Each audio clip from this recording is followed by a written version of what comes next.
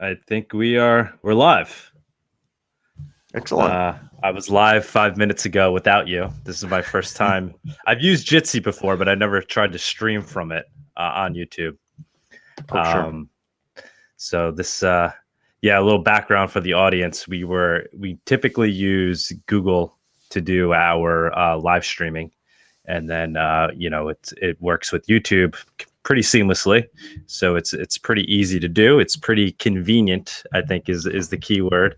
And that's kind of one of the topics for today. It's kind of this balance of convenience versus privacy and security. Um, I'll introduce Todd, but I'm sure he'll get into it a little bit more on how that's kind of really what maybe the fundamental problem is that you're trying to overcome in building technology that will provide people the privacy and security that they need, even if they don't some of them realize it, and trying to overcome these convenience issues where you have these large tech companies like Facebook and Apple and Google that make everything so easy, but you don't realize that you're giving up quite a bit for that convenience. So without further ado, if you want to introduce Todd Weaver of Purism. I have a ton of things to talk about, but I know I don't want it to go on too long because I want to make sure we get to the focus, which is I'd love to kind of get into a little bit of I don't know if we call it a rumor or if it's an actual thing of Monero possibly being integrated into Librem. I know you guys had posted about that about a year ago. So I would this being Monero chat, Monero talk. I'm sorry. I would definitely like to get into that if we can. But sure, if you want to go ahead and introduce yourself, and if you can, just kind of give a quick overview of what Purism is and kind of what the goals of that project are. Sure. So as you mentioned, my name's Todd Weaver. I'm the founder of Purism, and it actually started in 2014. And really what this was around is trying to solve the problems of big tech and what they are doing to society. So it's really around a overall digital civil rights movement. And what really made me look to start Purism was actually around this convenience versus control story. And having two young daughters and looking at the future of devices and the future of computing and the future of services, where big tech corporations are gaining more and more data and really exploiting society, that I knew I had to solve that problem. And so the best way for me to look to solve that was create a business model that allowed us to do that. So the short of that, it's pretty simple, is that we actually formed as what's called a social purpose company.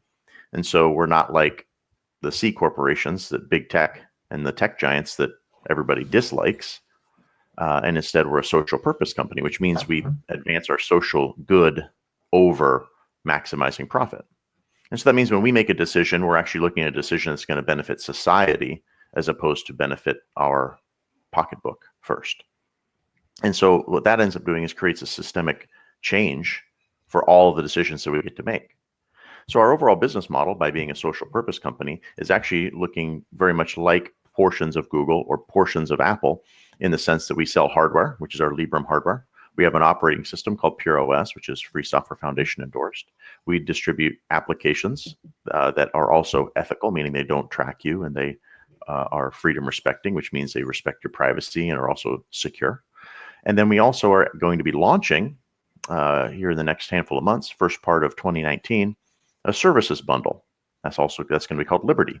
And what you can imagine there is then we can provide a device that we can just hand to somebody. And then that device we hand to them says, this is one that avoids big tech, but allows you to still participate in digital society. And those are things such as video conferencing tools, right? Audio calling, right? SMS messaging. So the Librem 5 phone that you're bringing up as a topic is a phone that's not going to be Android nor iOS. It's going to be a 5.7-inch phone that allows to run PureOS, all of the ethical applications that are continuing to be written on by the active developer community that we have. So that's sort of where we are now. And obviously I can move on to the topic around Monero, which obviously is an exciting area. Let's wait to get to that for a little bit, just to get a little bit deeper into. So when did you guys first launch? When were you able to buy a Purism laptop? Well, we actually ran a crowdfunding campaign to say, and part of this was to establish, to prove that there's market demand for what we're intending to do. So in 2014, late 2014, we launched a crowdfunding campaign to create a Librem 15, which is a 15-inch laptop. The point of that was because to solve this problem of this systemic reach of big tech, we actually have to manufacture hardware, because it's sort of in the game of privacy, or in the game of security, or in the game of freedom. It's actually a game of depth. So when you think about if you were to ask me, hey, I'd like to hack into WhatsApp's encryption, I would say, well, it's pretty simple. You just go a level lower and you get access to Android. You have access to everything above it. And so what you start to realize by digging deeper and deeper and deeper in the privacy and security and freedom aspect, which all relates to digital civil rights, it's all around control. And so what that means is that these big tech corporations have too much control over society. You're actually renting your phone. You don't own it. And so what we have to do to be able to solve that problem is manufacture hardware that at the foundation level respects people. And then we can add software and services and applications on top of that. So that was the entire reason for starting Purism and the path we did. Part of this overall goal of the business model was to start with laptops, then move to a 13-inch laptop, and then move to a phone device, because by then we have built up the credibility that, hey, we've been shipping phones or laptops, for a number of years, and we're on the version 3 right now of our laptop. So when we actually are talking about building a phone from scratch, that everybody understands that we can do it. So, I mean, this is such a tremendous undertaking. If I would have ran into the project when you guys were first launching it and doing that Kickstarter campaign, I honestly, I mean, I'm not sure I would have believed it would have been possible. But the fact that you guys actually have the product already out there and it works is just a tremendous feat. So what was involved? I mean, and how did you create this effectively private, secure? Is it fair to call it an open source hardware laptop? Like, how does one even? Yeah, I mean, of course, I avoid the term open source, because it does carry with it less of the overall civil rights movement around this, right? Because it's not just the source code's released; it actually carries with it the freedoms that you advance. But it is fair to say that that all of the source code is released, and also on the development kit that we're shipping here next month, we're actually releasing the schematics. For the phone, the Librem 5 phone, we're also going to release a schematic. So you can imagine, from having the schematics to be able to confirm and have third parties verify that there's not any malicious hardware added to it, and then having all the operating system and all the boot firmware released, which means that third parties can verify that those operate in the best interest. And we're also advancing with what's called reproducible builds. And so this gets to the point where Purism, as a company, has no control over the user. We don't have master keys for signing the BIOS. We don't have master keys for signing the software. We don't require you to have a Purism account to set up a device, right? So these are things that are establishing from a digital rights movement that we say we adhere to and we're advancing. And the whole point of it all is to say it's about convenience. And so if you think about, like, in the future, if you have a choice of our phone, which means you're in complete control, or you have a Google phone that Google is in control of, or you have an Apple phone that you're renting, right? And Apple has complete control over it. Given those, if they were all other things being equal, of course people would choose the phone that they control. It's just there's no convenient alternative right now, and that's the convenience, the overriding factor to address constantly, right? We have to address how to make something convenient, because otherwise we will lose the war. So as the computer stands today, I mean, I'm sure obviously, Fluffy always talks about this, how like, privacy and security, it's not something you just you win and walk away from. It's a constant battle. But as Purism stands today and the laptop stands today, how secure and private is it? I mean, obviously not every component has been made and verified Mhm. by you guys. You're sourcing your hardware from places. Yep. So what is the level of security and privacy, and I guess how are we verifying these things? So on our laptops today, nearly everything. So this is a game of depth, right? So at the operating system, applications and operating system level, everything is completely liberated. All the source code's released, and it's all free software, so it completely respects your freedoms. It's actually Free Software Foundation endorsed even. Okay, so it's a significant advantage. When you were talking about reproducible builds, and that's one thing that I brought up earlier, that's an area that doesn't mean you have to download the source code and look at every line. What that means is that Purism can publish our hashes, Debian can publish their hashes, Free Software Foundation can publish their hashes, etc., and we can end up confirming that cryptographically that binary hasn't been maliciously modified. So that means no malware inserted, etc. And so then you go a level lower, right, which is like, okay, where are we at with the boot firmware? Well, our boot firmware is core boot. It's all free software. The source code's all released, right? So in that case, that's a huge advancement, again, towards, because at the foundation of all things privacy and security is freedoms and our civil rights, right? So we need to make sure we adhere to those. So we can't just say, oh, the source code's available, or we can't just say, oh, it doesn't, just track you, right? There's a lot more that goes into it. So on the hardware side, right, once you get to the boot firmware, you go down to the hardware level, which means by controlling the design, where we can select individual chips that only run with liberated software. So we don't include any binaries in anything beyond what's called the Intel Management Engine. So that is down at the very lowest level. We do disable it and neutralize it, but it does require one small, very small neutralized binary to at least power on the machine, the laptop. So that's the last remaining piece, which is a low-level firmware binary that we believe we're already okay with, but we're submitting that to like Free Software Foundation, a few others to confirm. Well, if they confirm it, then we are completely liberated on the laptop side. On the phone, the Librem 5 phone, it's already 100% liberated, which means there's no mystery code, no binaries. So in that case, it means from the schematic can be verified, the hardware design, operating system, boot firmware, all applications, etc., can operate in your best interest.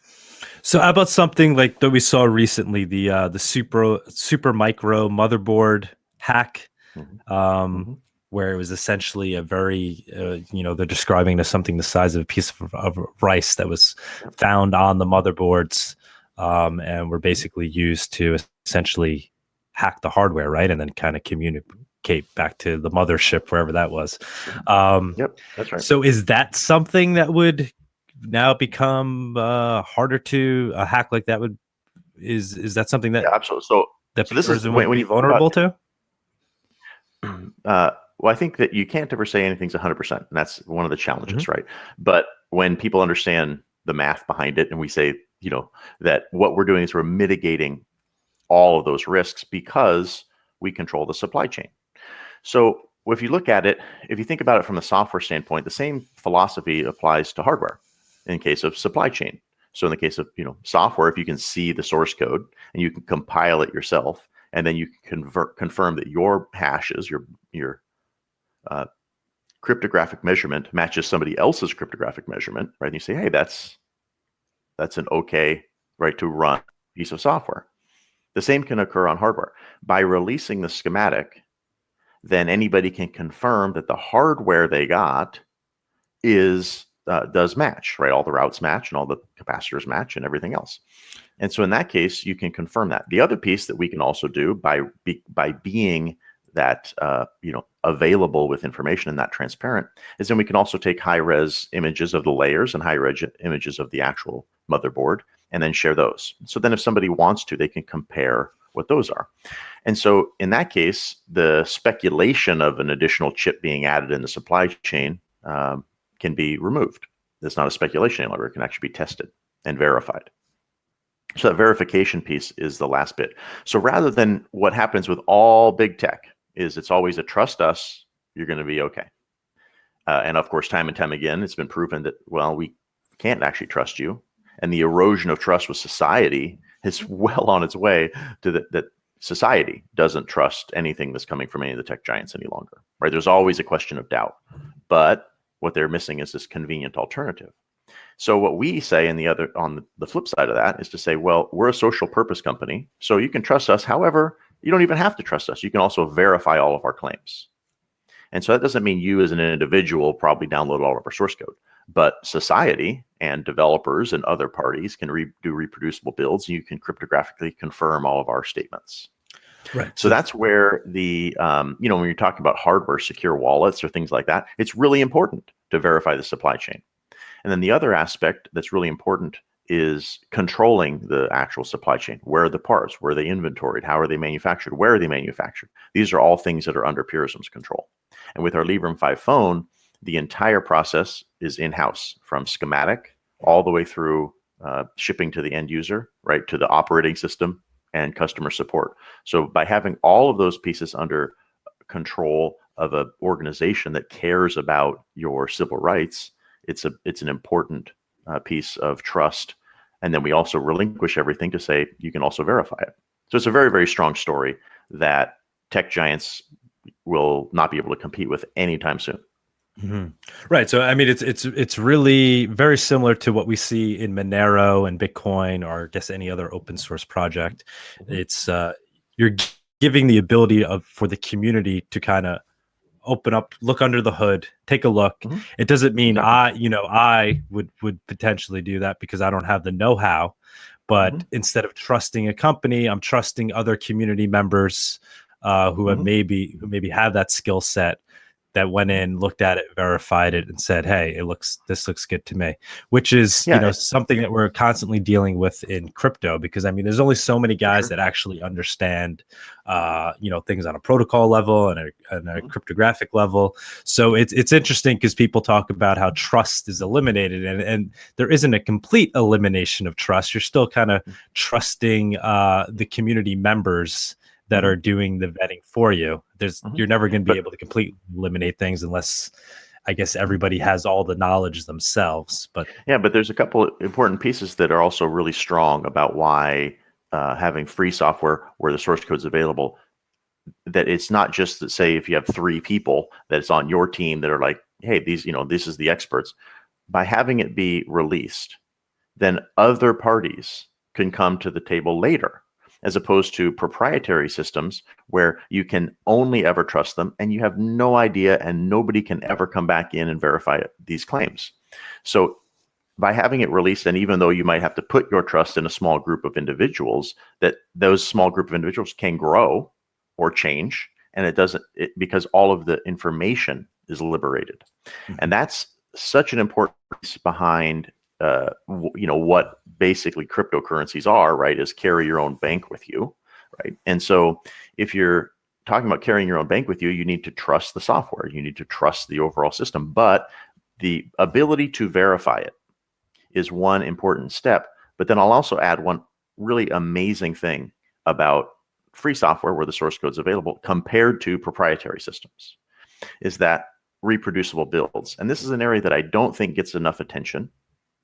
And this is an area where you, as an individual, who don't necessarily even need to know how to code or look at software, you can still download and compile all of the code without, just like a single button click, basically.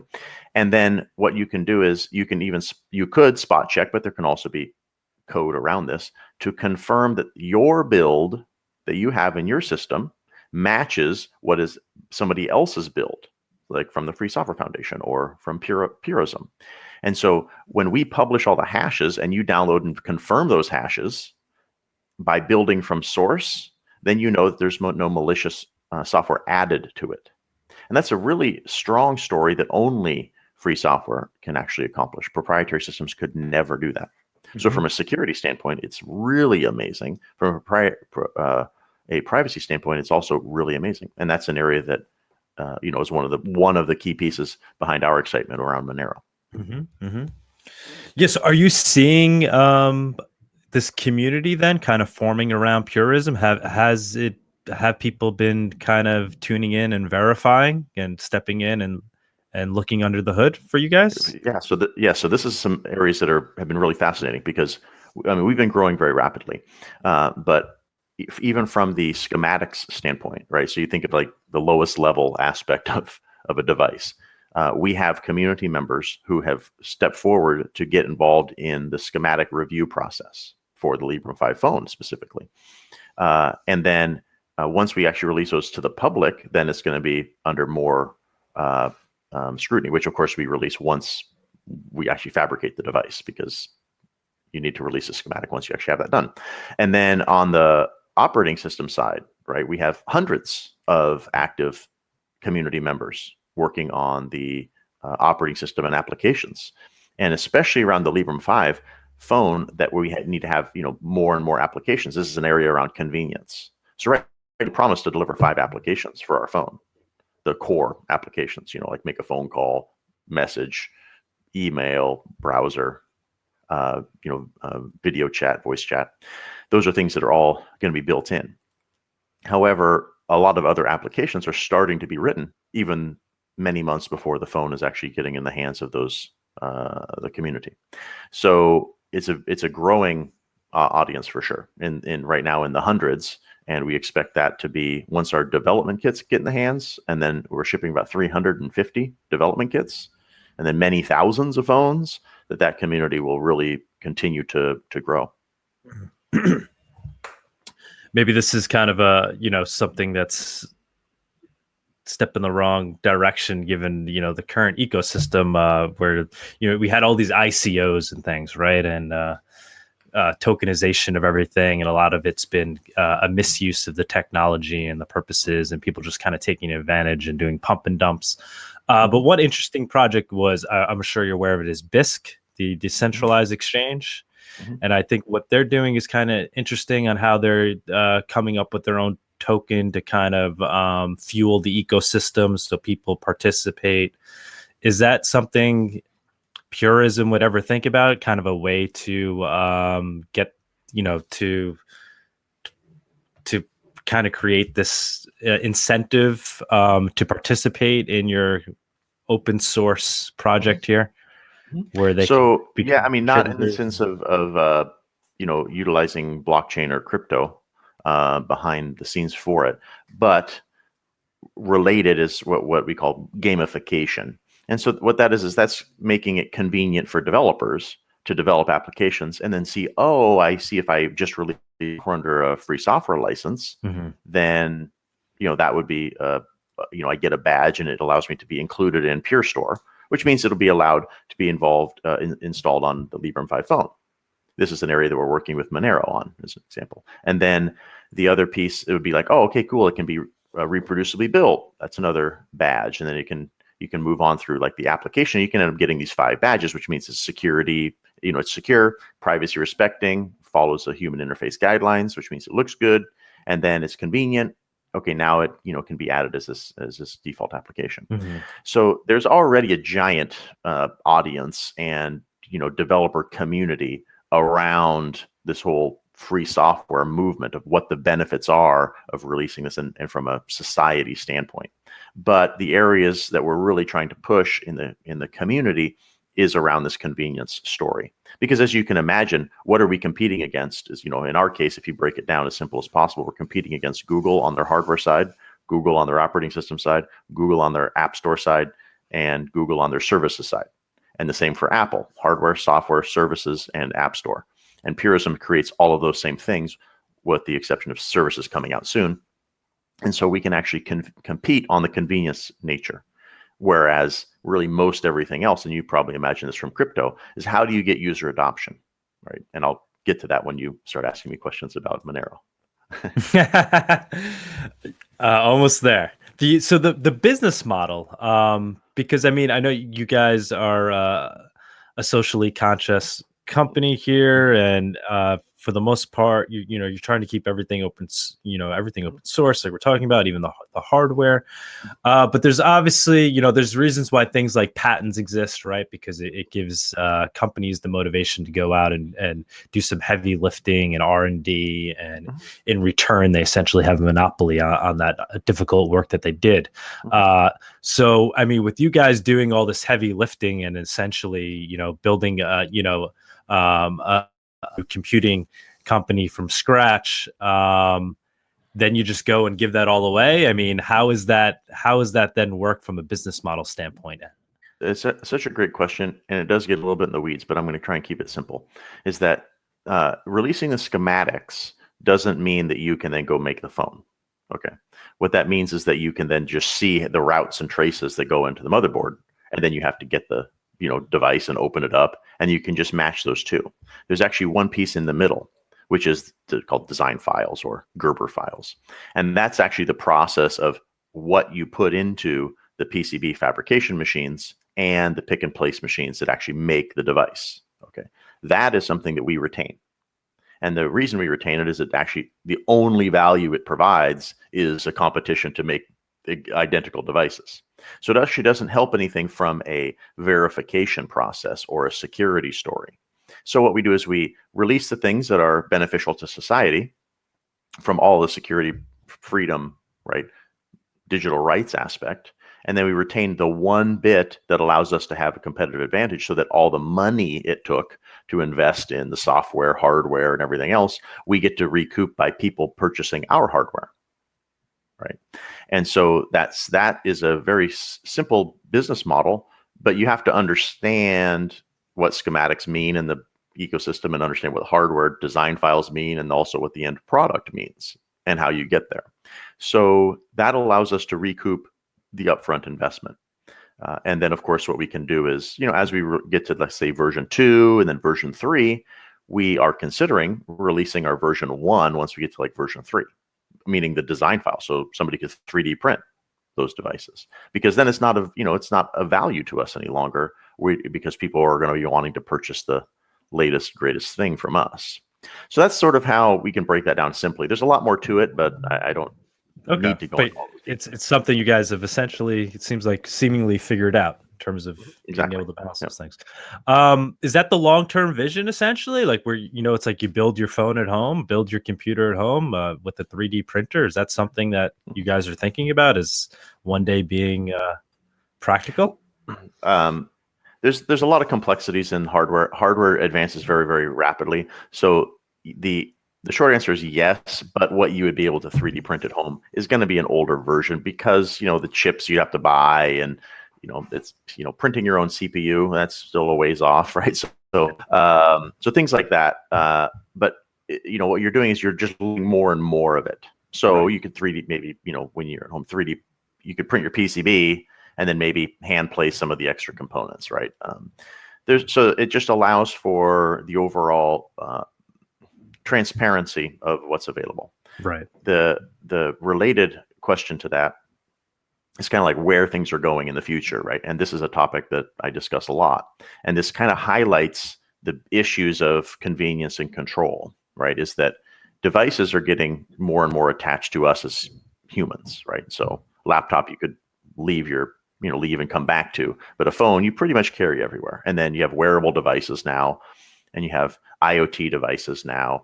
And as you can imagine, these things are going to become pretty soon surgically implanted, which we already have for certain things like, pacemakers, et cetera. But there'll be more surgically implanted augmenting devices. And you can imagine that the point in the future when you have to choose a brain embeddable that can read and write the electrical signals to your brain, would you want that to come from Google or from Apple, or from where you get to control your own brain, such as a company who's socially conscious of saying, hey, we don't control any aspect of anything you do. You get to have complete control. That's entirely what the future is about, is making sure that individuals have complete control of their technology, because it's one way or the other, right? It's either you control the device, or the device controls you, which is powered by those tech giants. Yeah, this is sorry to interrupt, but yeah, this is really where I see Monero and Purism intersecting and sharing kind of these cypherpunk ideals, where both communities see that there's this war, battle lines are being drawn right now, right, between these major tech companies and then this open source decentralized movement, where we're, trying to prevent this kind of dystopian future where nobody owns any of their data. So I guess we could try to get it now into how the Monero ties in, or I also want to know, I guess, what your background is. Do you come from the cypherpunk community, or is it are these things that you have always cared about? Is that a community you've been a part of? I mean, because it certainly sounds like you're a driver in that area. Yeah. So yes, I've been involved overall in let's say the bigger movement, since, well, the 90s, if that doesn't date me. So but for me, it actually came from setting up servers, right? That initially was like, wow, these Sun Microsystems servers are wickedly expensive. What are my alternatives? And so it was actually price that made me initially start to consider, like, where are we at? What is this? And then I saw, oh, wow, there's this, Linux kernel, and what is this thing, Debian, right? Wow, this looks really awesome. And then I looked into all the different distros and what the advantages are, disadvantages, and started to learn more about this movement. So yes, from the mid 90s or so was when I was really starting to learn an awful lot more about it. Then since then, of course, I've been involved from a technology standpoint. This is hardware and software, and built many hundreds of thousands of computers that are installed, digital media players that are installed in a lot of retail places you'd go, are devices I built. And so understanding the supply chain on the hardware, ethics of software, what free software actually means from an overall movement standpoint, and then continue to just evolve that. Then a big piece for me was, I've always been willing to give up my convenience for my control, right? To say I'm going to retain my rights and I'm going to go out of my way to do so. But a big piece, as I mentioned in the early part of the call here, was that by having two daughters, then I realized there's a mental shift, right, when you become a parent, which is to say, oh wait, I now am going to try to have this person participate in society that I would like, to help steer.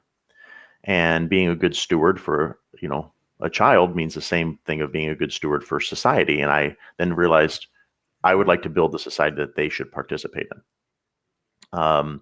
And so that was where the entire creation of combining all these things of hardware, supply chain, software, and my very strict belief in digital rights, that I could clearly define what Purism needed to be. That's great.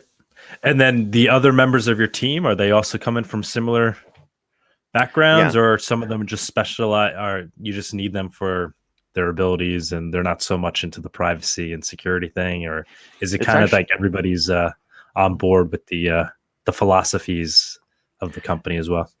Yep, that's a great question. And I'm going to say that because of the way in which we interview and accept applicants, so we actually just post a job on our website.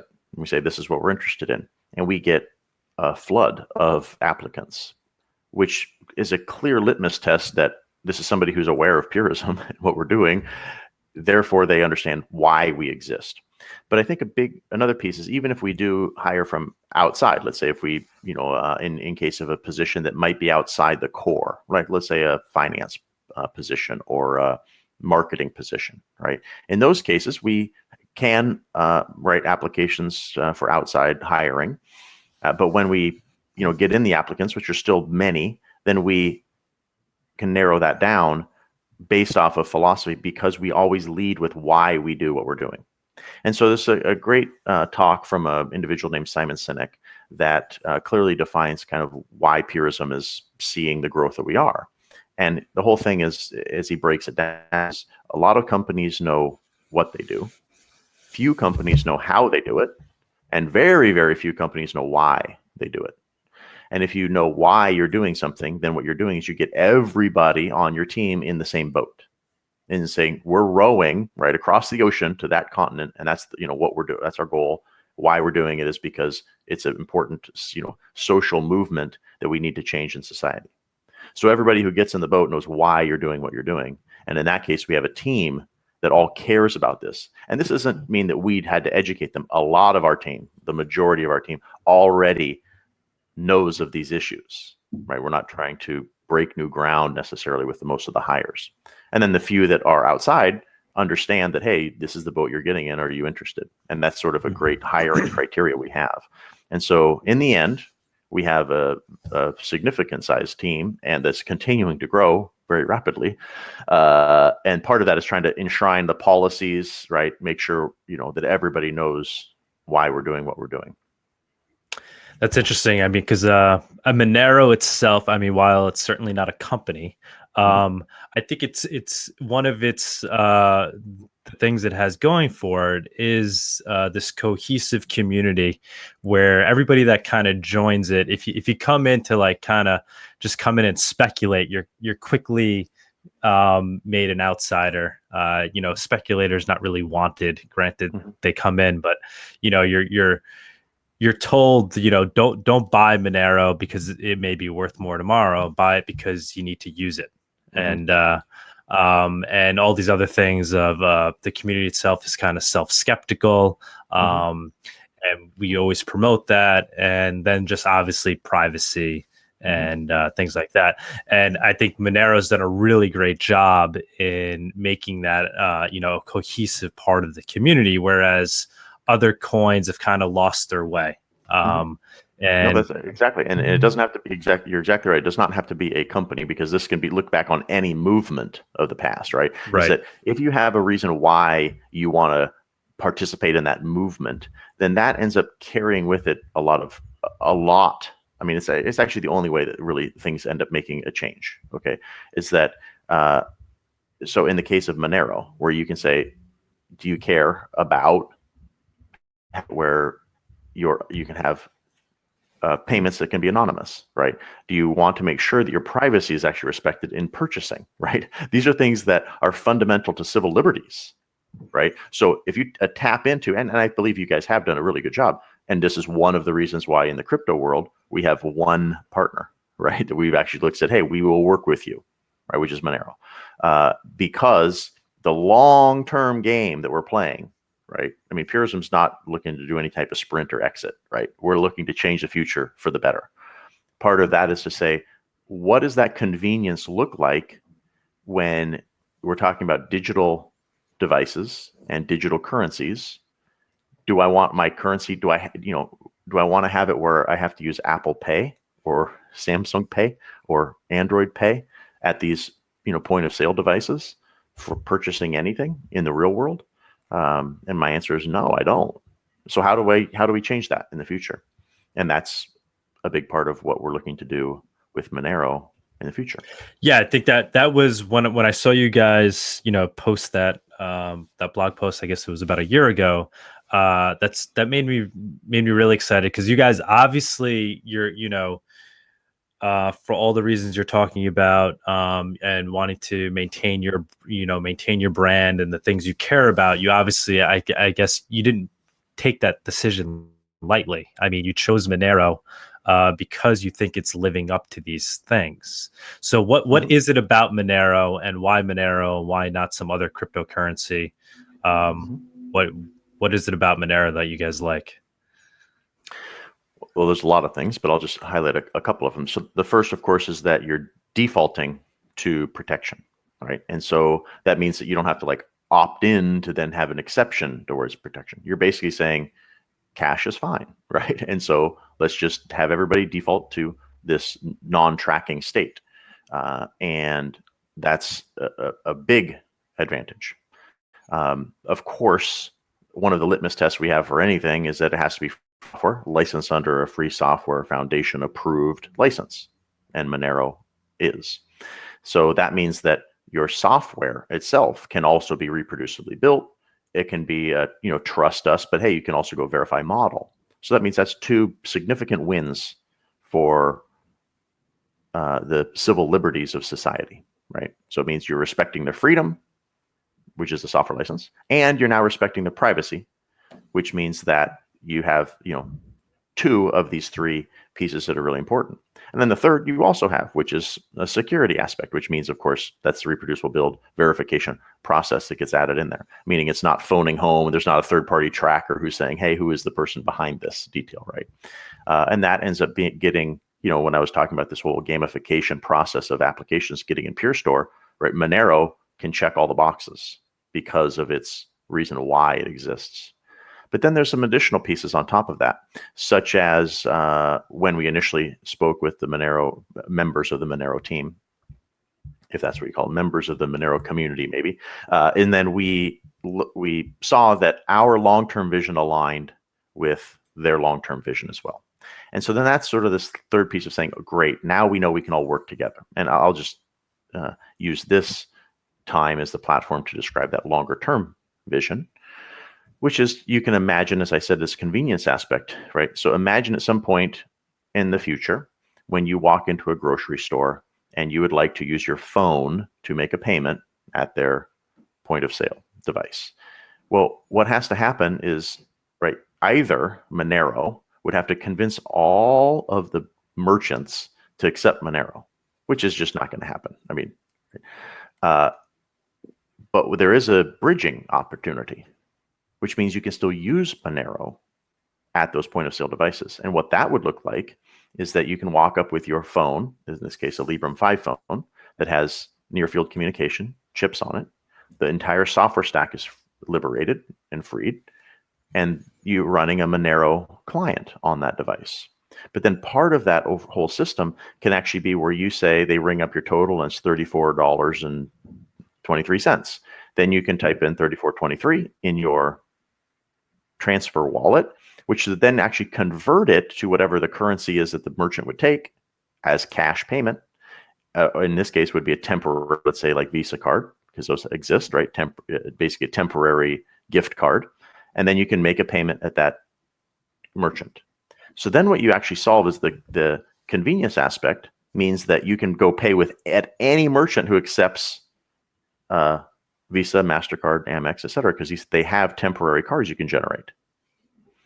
And then what you can have is you can carry around your bank that's backed by, and you hold Monero. So in that case, what you're doing is you're making a Monero payment that gets transferred to what currency they want real time. And then you discard your temporary credit card number. So that means that it's also not identified.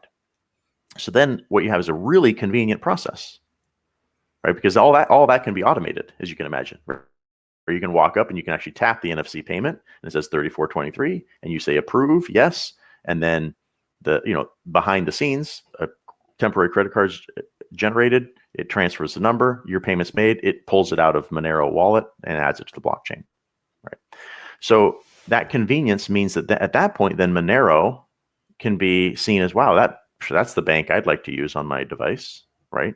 And then it can actually be used at a wide swath of things. And this also applies to online, right? I mean, you can just auto-generate something online. So that entire understanding where we're trying to get to in the long run by having decentralized user-controlled banking system, which is currency, and also having it where the device itself is completely under the user's control, then you also respect the individual's privacy. And that's sort of the big picture of why we look to advance this cause with Monero. And there's still a lot more work to do, obviously, but understanding the long-term vision allows us to increment our way there.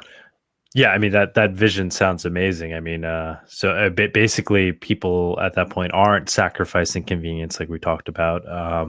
They're doing things like they already normally do. And we're also not trying to disrupt. I mean, can you imagine getting merchants to all sign up on Monero? The amount of money that would take, because there's really only 2 ways to solve that problem. Which just happens to be the same things that we're solving on like the App Store size, right? Is that you have to show momentum to then have adoption, or you have to have billions of dollars to go in and basically install brand new systems and understanding of the entire industry. I mean, the POS industry, like that just would be a nightmare. So instead, what we do is say, okay, we'll play by your rules, but we're just going, we're going to start with the rules you have, and then we're just going to modify things to our needs, which is all allowed and all completely possible. And so in that case, then, there's a lot of things that have to happen, right? I'm not trying to discount how complicated it can end up being to solve the problems, but once we have those problems solved, and we're on, all of the things we're doing are aligning to solve that problem in the future, then it gets to the point of that convenience. Yeah, the vision sounds amazing. So what could we expect to initially see then on the Librem 5 in terms of Monero? Is it just going to be kind of a wallet integrated into the phone, or what is step one? Yep. So the incremental steps are right now we're looking to have Monero client added to PureOS, which means, of course, being added to Debian. That's been underway for a little while now, and that's mostly a maintenance aspect of make sure the code is using the right libraries and can build from the existing system, etc. And then next step is, okay, can we end up having a nice design of the client that can run on the device itself? So it can be a hardware wallet. I mean, all the tokens and everything else we're adding to the actual hardware, it can be that way. So it'll actually be the ultimate crypto hardware wallet, not even Monero specific. But then we can, by having the Monero client as a first-class citizen within PureOS, is a really important step, because then it means it's fully integrated. It's not just a separate thing that you go download and install. And that fully integrated piece means it can become the default. By becoming the default, very, very powerful from convenience. And so then you can imagine that somebody who wants to get into crypto, we can say, hey, buy a Librem 5 and we'll set you up with a small crypto wallet for Monero. Here's the integrated, client, and this is how it works. Then we can start just educating. Then the next piece of beyond that, of course, is how do you actually, auto-generate basically a temporary, let's say, traditional payment of credit card. So then you can use that online or use it as a merchant. Our device will have NFC capabilities. And so then once we code all the NFC pieces, then at that point you can say, oh, good, now we have all the parts that make it where you can actually make a payment by just tapping or being near the POS device. And then, at that point you have all the pieces necessary. So that's kind of the incremental steps to get there. And as you can imagine, that's a multi-year effort, right? We're not talking about 2019. You're going to be able to do that. Right. When the phone comes out, could we expect to at least use it as a hardware wallet at that point, or? Yes. Wow. Yeah. Day one, it will be.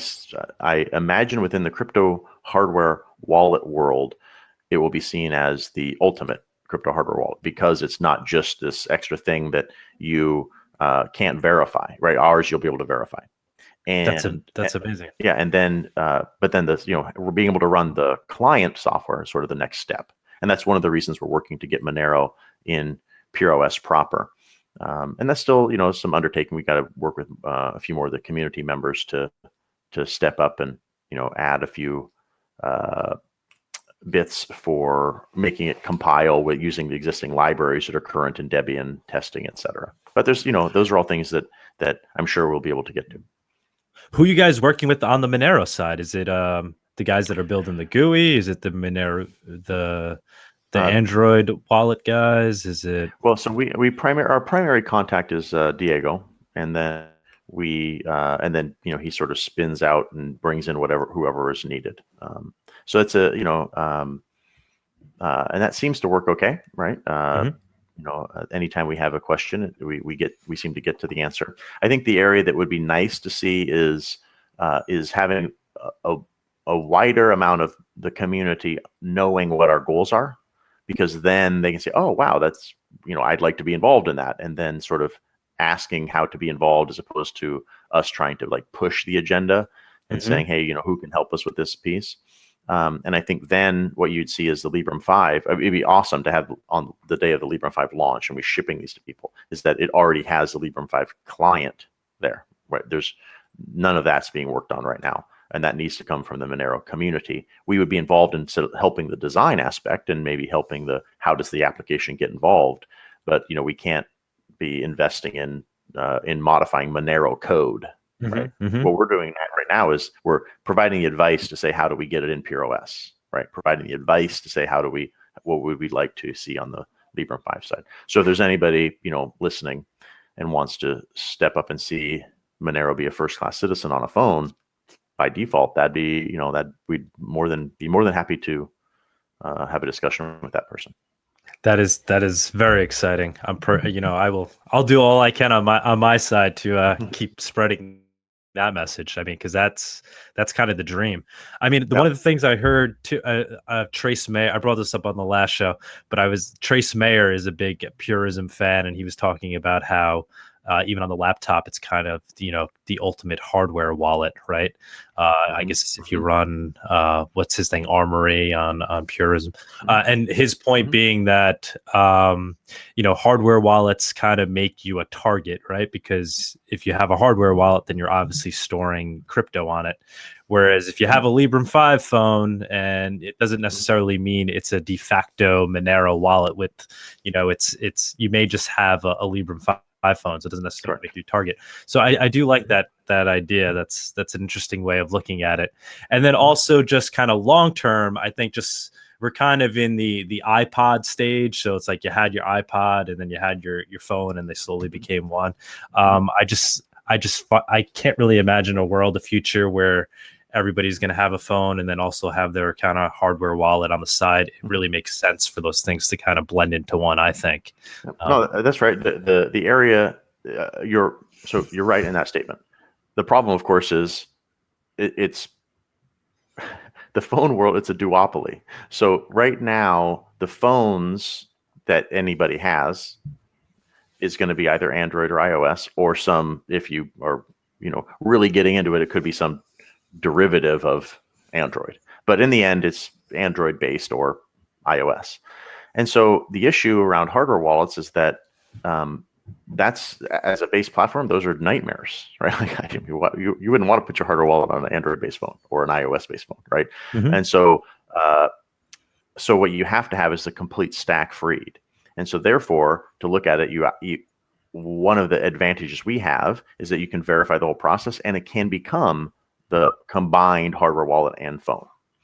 And so it's an important asterisk that you're describing. It's not like, hey, I'm going to have my camera also be my phone, right? This is actually saying, where is it you want your bank, right? And all your financial connections. So in that case, there's a giant amount of trust you have to put. And then in our case, it's saying, hey, this could be my phone and my hardware wallet combined into one. And it's a device you carry around with you. The other thing that we've also advanced, which is going to sort of blow people's minds, is what we call the Librem key. And that actually allows you to cryptographically verify your device has not been tampered with, right? And so in that case, you can also use it as, let's say if you're or you want to unlock your hardware wallet, you can actually have a separate Librem key, which is a USB secure token. And you can insert it in your Librem 5 phone to say, this is me, and this is my phone, and the phone has to authenticate to me. It hasn't been tampered with. And then the only way you are willing to unlock your hardware wallet is by inserting this key. And then that means that your actual, if you can imagine, the hardware wallet is locked on the device, but it can only be unlocked by the separate key that you have, right? Because that's the thing that holds your keys. And so, and we already have that on our laptops with our Librem key plus heads plus core boot, which means it can cryptographically verify the first bit loaded against the trusted platform module and say that device has not been tampered with. So once you freeze it in a known good state, a single bit change flags you that it's been tampered with, right? That's never been done before. I mean, it's an epic advancement. It's taken 15 years for the industry to even, try to do anything with it, but they have always failed, and we're the first to execute on it. The same will be applied for the Librem 5 phone, which means you can carry your key around with you on a keychain, and then you have your phone. And when you want to unlock your funds, you can insert the key, unlocks your funds, and then you can use them. Right? That's a very, very strong security story. I mean, stronger than anything. I mean, by two orders of magnitude. It's such a significant advancement. And so then you can start to see that, it's not just about a hardware wallet that is combined with your phone. It's actually this overall security story that applies the same way it would in the physical world, but you're carrying around your bank with you. When is the phone coming out? The phone is shipping in April 2019. Oh, wow. The dev kits that we have, which are basically kind of like an open face sandwich phone. And so that's those are shipping in December to which we already sold out, but those are about 350 units that are going out to active developers, some of which are going to be working on Monero and crypto hardware wallets, etc., because it's a big area to prove out its strength. So people can pre-order the phones today. Obviously they've been able to pre-order for quite some time. That's yes. Great. So are there going to be more announcements going forward as we get closer to the release? Because I know the Monero community, is eating this up right now. This is just everything you're saying is just amazing. Yeah, so it's very, very exciting. Overall, you can imagine, right, when we're talking about this overall digital civil rights movement, right, and this is rooted in civil liberties. Monero is part of this civil liberties movement from a privacy of currency standpoint, right? And so what we have as Purism right now is we have our hardware, which is the Librem line. We have our operating system, which is PureOS, and that's Free Software Foundation endorsed. So it's a significant level of trust put in that operating system. And then we have Pure Store, which is starting to get more and more applications written around the Librem 5 phone. And that's an area that I'd like to see some more Monero effort toward. And then we have this fourth area that I described early in the call, which is called Liberty. Now that is going to be a bundle of services that follow the same logic of Monero, which is decentralized, full encryption, users controlled, no logging. And these are designed to compete against the tech giants' services. So that being email, social, right, cloud storage, VPN, video chat, voice chat, all bundled under one name of Liberty. And the whole point of that is the convenience aspect. You can imagine, right? Then you can walk up to a friend of yours and say, here's a Librem 5 phone, create a Liberty account, which can, of course, also be decentralized. So you can host it yourself if you want to. And they can create that account. And then at that point, their phone, right, they would be able to call, chat, video call, email, have Monero as a backend for the that all of it can be bundled under one device. And that convenience means that then an individual who doesn't need to know all the complexities of what code is, right? What does that look like? They can just participate where their digital rights are completely respected because the entire software stack, services, applications, and everything are designed with this overall digital civil rights movement in mind. Right, that's the power of being able to actually influence change. Right, and we have an erosion of trust already in society of big tech. Right, people, and they might not be able to pinpoint exactly why they dislike, right, the tech giants, but they all dislike them in some way or another. And what we keep doing is we keep advancing, saying, "Hey, we're an alternative, and we are advancing social good." Mm-hmm. And people continue to look at us, and that's a growing message. And so that's why it's by being able to compete across all of those pieces that I just described to you, then that means that we can just simply hand a device to somebody and they can participate in an ethical society. Yeah, you're making privacy and security convenient. And exactly. And it's what's also amazing about this, right? This is that there's been really two paths that have been talked about before, right? And I'm clearly in the camp of advancing technologies that are morally based. And so let me be clear about that. Is I don't want people to go live in a yurt, right? That's not the goal. Like go pay with cash, live in a yurt. That's not going to solve the problem because technology has the ability to be more convenient when it conforms to ethics, such as standards, decentralization. Those things are really, really powerful and actually can be more powerful than creating all these different, walled worlds. So I'll give you an example as an analogy that kind of brings that point home. Is that right now, if you were to go walk up to somebody and you said, "Hey, how should I contact you? What are all your contact points?" Right? And they could give you an address. They could give you an email. They can give you a Skype ID. They can give you a FaceTime ID. They can give you a Google Hangouts ID, right? They can give you all this junk, right? And all of those are separate proprietary worlds that you have to participate in, well, with the exception of email. And so what we're doing with Liberty is we're actually centralizing the brand so people can just point to something very easy, because centralized brand is actually important, but it has to be decentralized services. So then you can communicate. I can communicate from Liberty to somebody on Matrix, and I can communicate. And so you have this interoperability. That is the power of what we get with the future. So then you can say, how would you like to reach me? And I can say, ping me at Todd at Liberty One. And then it's like, oh, cool. And then I know I can call you, email you, chat with you, video call you, send you money, whatever the case may be, to that one account.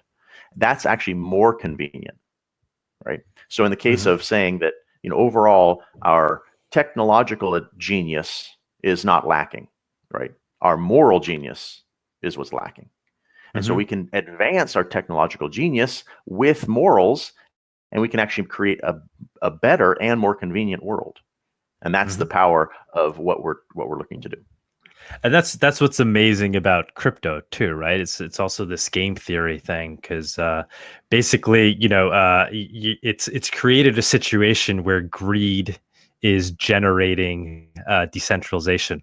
Right, so it's being bootstrapped by greed. I mean, obviously, there's a lot of people that believe in it, but what really is driving people to go out and throw their life savings into these crypto coins, which I don't recommend you do. But what really drives people at the end of the day is things like, my money might be worth more if I do this, and that's what's one of the beautiful components of Bitcoin and Monero, is that that's built into the system. And at the end of the day, this greed will, it's kind of this engine that's run by greed, but the end result is a more decentralized future as people dump their money into this, hoping it's worth more in the future. And then I love the way that now that's kind of merging with what you guys are doing with, Monero hard wallet on your phone. Hopefully that will be one of the motivating factors too, as to why people will buy the Librem and get into Purism. Both of those things working together. Yeah, a big part of making change is understanding momentum.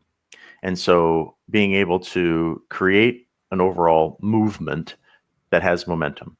Because then, you can imagine, let's say, if you look at a journalist who would be skeptical of like, what's the next thing coming and what should they write about? Or a person who's looking at what product they should be buying because they're like, well, is that something I'd be interested in? If they understand the reason why, and they see, oh, wow, okay, there's also this giant movement where, there's a new application being written on a phone every, couple weeks. Then they start to see, oh, wow, there's a movement. Then the other piece is like, oh, there's more people using Monero or putting money into Monero. And, there's more people. I think the big piece is not seeing it as a, day trading investment vehicle, but actually saying, oh, no, I actually use it, right?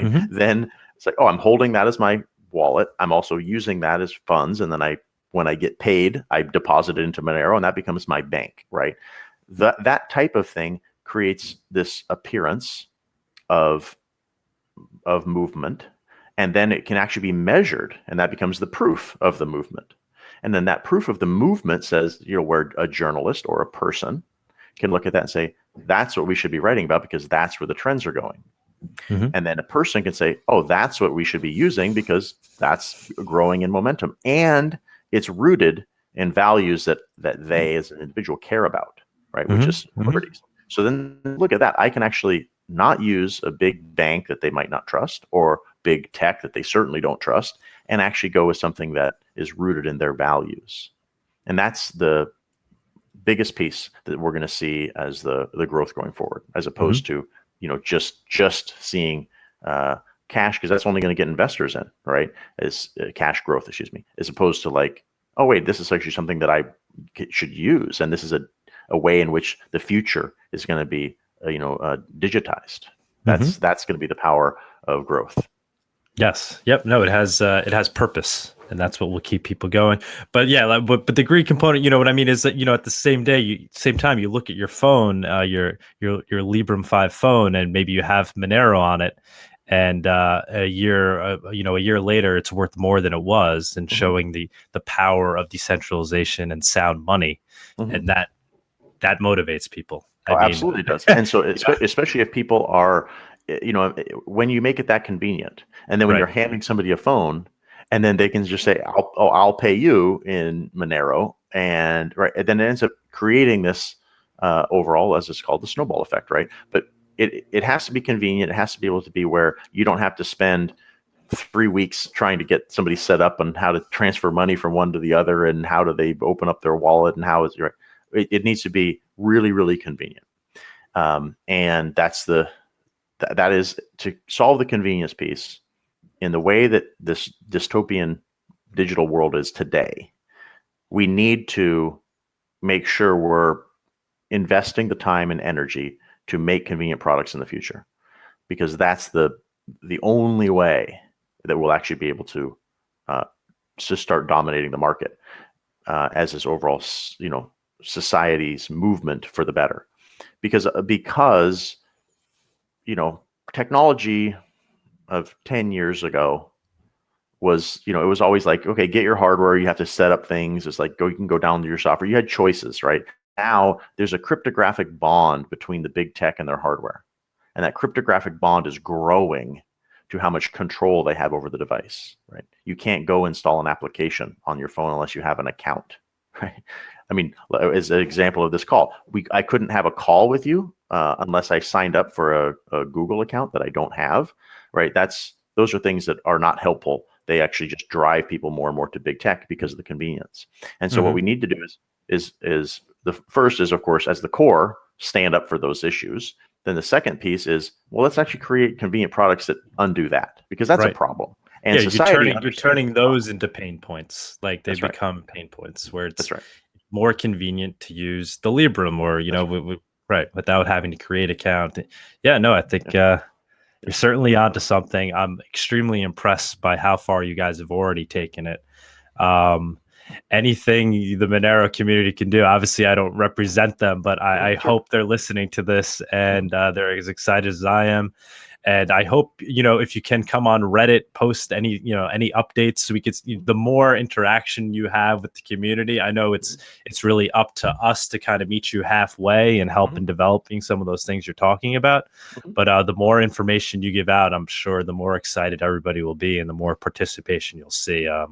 Everybody's looking for projects like these. They understand what you guys are doing, and just can't wait to have this running on their Librem 5 phones. Right. No, it certainly is an exciting area, and we will. I'll take note to say, if we're not reaching out in the areas that we should be, that we'll look to do that. And then, a big piece is going to be seeing, we sort of have had a little bit of things on the back burner, right? Just trying to advance to get Monero inside PureOS is sort of the, bubbling behind the scenes. But once we have those dev kits out, and that big piece of our focus is behind us, then we're looking to focus on the phone itself.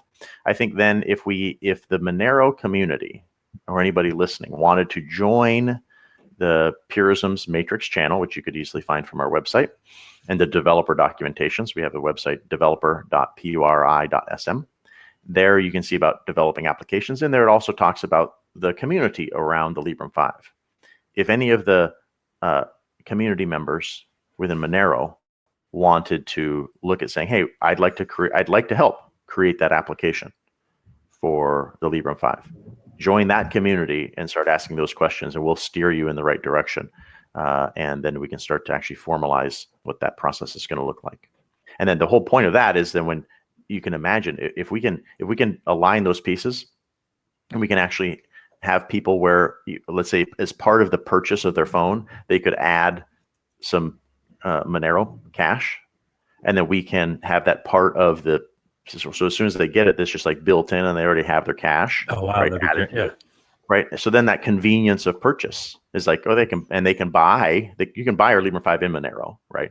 You can also buy it in Bitcoin. You can buy it in cash or credit card or even payment system, right? But having all those pieces in there that they could just maybe add a initial deposit that they want to see how it works, and then they get the device and it's all built in.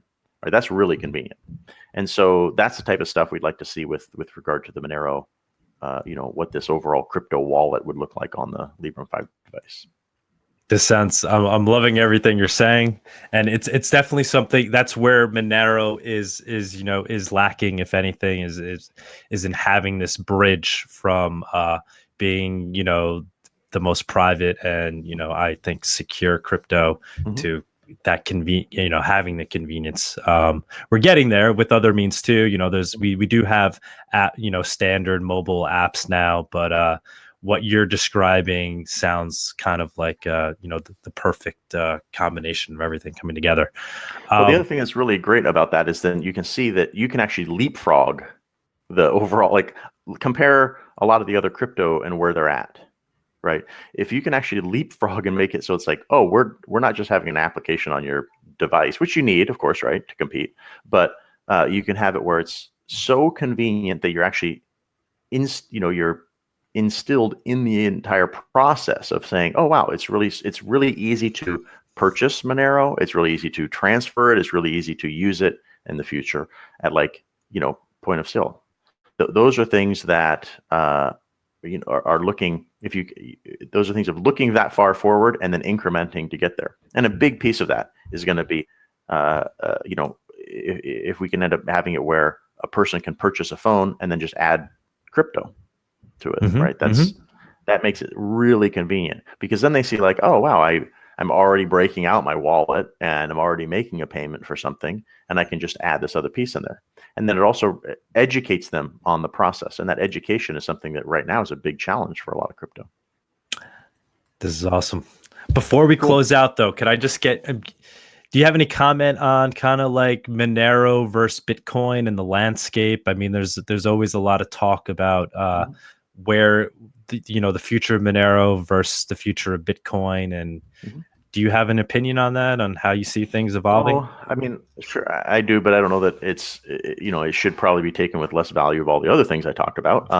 But it's the thing for me that makes a lot of sense, right? Because I'm generally a crypto skeptic, right? So it takes a lot to convince me to do much of anything in that space. And I should say more about blockchain skeptic for sure, right? It should only be used in very few instances where public ledger is required, right? Such as like voting or public finance, or in the case of crypto. But the thing that really drew me to Monero specifically, as opposed to really everything else that's out there, is because it defaults to civil liberties. So what that means is that if you participate in Monero, you are participating in a movement of civil liberties, right? It's not like an opt-in to civil liberties. It's not, such as an opt-in to a private transaction, right? It means all people participate at a base level that is values we all agree on, right? Freedoms we all agree on, right? Privacy we all agree on. And so doesn't matter, there's no party associated to it. It's just like, that's just base human rights. And so Monero aligns with that, which means comparing that to any currency that doesn't have that base value is less valuable to me, i.e., as your example, Bitcoin, or a bunch of the others that have an opt-in for privacy.